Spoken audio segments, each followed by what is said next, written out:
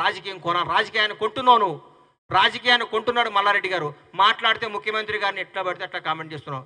నీ స్థాయి తగ్గట్టు మాట్లాడు మల్లారెడ్డి గారు. డబ్బు ఉంటే సరిపోదు, డబ్బు ఒక్కటే కాదు నీకు కావాల్సింది, డబ్బు ఉందనే కదా నీకు అహంకారం. పిల్లలు రక్తం తల్లిదండ్రులు కష్టపడి చదివించి వాళ్ళు కష్టపడి నీకు పిల్లలకు ఫీజు కడితే ఆ రక్తం దాగి నువ్వు కోట్లు సంపాదించి విర్రవీగి మాట్లాడకు. ముఖ్యమంత్రి గారు అంటే గౌరవి, ఆ పదానికి గౌరవి. రేవంత్ రెడ్డి గారిని ఏకవచనం సంబోధిస్తున్నావు.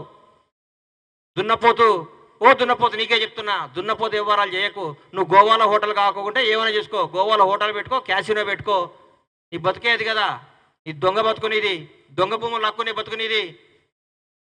ఎందుకు నీ మీద ఎంతోమంది పిల్లల భవిష్యత్తులో వాళ్ళని బాగా చదివి నిన్ను నమ్మి పిల్లల్ని జాయిన్ చేస్తున్నారు. వాళ్ళ జీవితాలు అన్యాయం చేయకు. నీ స్వార్థం కోసం పిల్లల్ని అన్యాయం చేయకు. మల్లారెడ్డి ఇన్స్టిట్యూషన్స్ అని పెట్టుకున్నావు, దేవుడు నీకు మంచి పేరు ఇచ్చిండు. నీ మల్లారెడ్డి కాదు, మీ నాన్న మల్లారెడ్డి, మీ తాత మల్లారెడ్డి, ఇంకో మల్లారెడ్డి వచ్చినా ఈరోజు కాంగ్రెస్ ప్రభుత్వాన్ని ఏం చేయలేరు, రేవంత్ రెడ్డి గారిని ముట్టుకోలేరు. మీరు గుర్తుపెట్టుకోండి. దయచేసి చెప్తున్నా, కాంగ్రెస్ ప్రభుత్వం అద్భుతంగా పరిపాలిస్తుంది. ఇంకో 2 గ్యారెంటీలు ఇస్తుంది. రేవంత్ రెడ్డి గారు 20 గంటలు పనిచేస్తున్నాడు.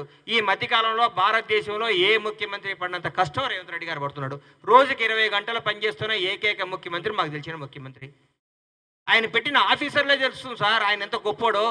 ఆయన నిర్మించిన ఆఫీసర్లు, మచ్చలేని ఆఫీసర్లను పెట్టి తెలంగాణ రాష్ట్రాన్ని నడిపిస్తున్నాడు.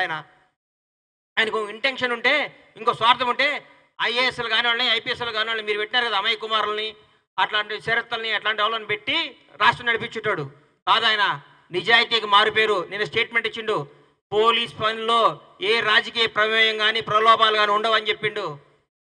గజగజలు ఆడిస్తున్నాడు రాష్ట్రాన్ని. ప్రజలందరూ కూడా రేవంత్ రెడ్డి గారిని చూసి ముక్కు మీద వేలేసుకుంటున్నారు. మేము ఇంత అద్భుతంగా ఉంటుందా రేవంత్ రెడ్డి గారి పరిపాలన మాకు తెలియదు అనుకుంటున్నారు. గర్వపడుతున్నాం రేవంత్ రెడ్డి గారి నాయకత్వంలో మేమందరం పనిచేస్తున్నందుకు. కాంగ్రెస్ కార్యకర్తగా గర్వపడుతున్నాం మేము ఈ రోజంతా. ఎక్కడ పోతుందండి మీరు? ఎందుకు మాట్లాడుతున్నారు? ఈరోజు చెప్తున్నా, బీఆర్ఎస్ పార్టీ అనేది నిజంగా ఇక లేదు, రాబోదు కూడా. ఎందుకంటే జరగబోయేది కాంగ్రెస్ వర్సెస్ బీజేపీ పోటీ ఉంటుంది. మిమ్మల్ని మర్చిపోయాం, మీ శకం ముగిసిపోయింది.